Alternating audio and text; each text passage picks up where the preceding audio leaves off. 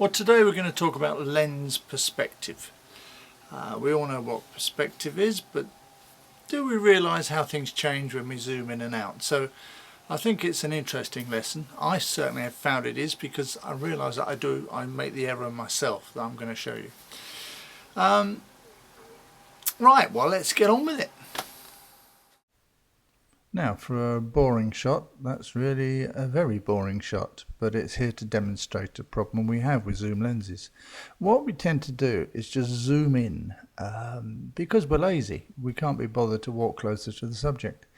So this is shot with a 250mm lens, and the golf balls look almost the same size, even though there's 50 centimeters between them.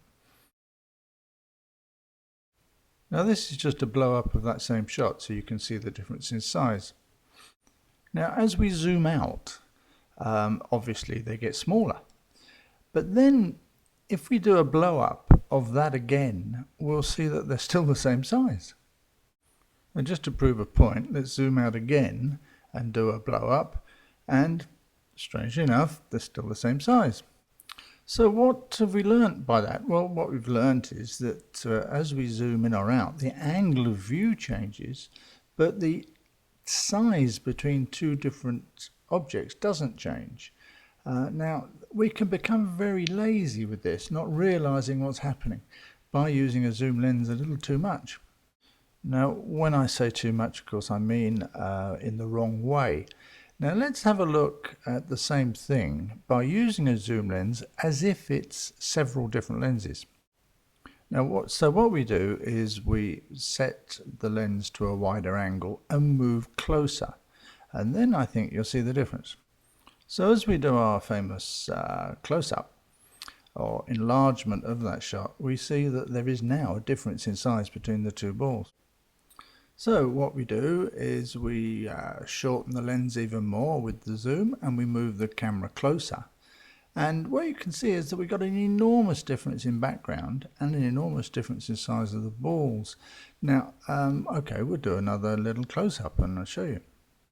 So I've blown up the center, and this is the result, and you can see a significant difference now in size between the balls and the balls. So the perspective is getting much greater. Now here I put on a 10mm lens, and as you can see the front ball is an awful lot bigger than the back ball. And here's our famous enlargement of the center of the image, and you can see it's a dramatic difference in size. So I think all this shows that we can be totally wrong just by standing back and zooming in on a subject, particularly a landscape. Now of course I hear you all say, well, yes, I know all about that.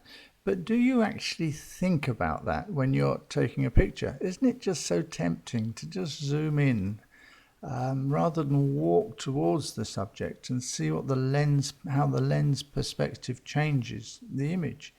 I found myself making the same error.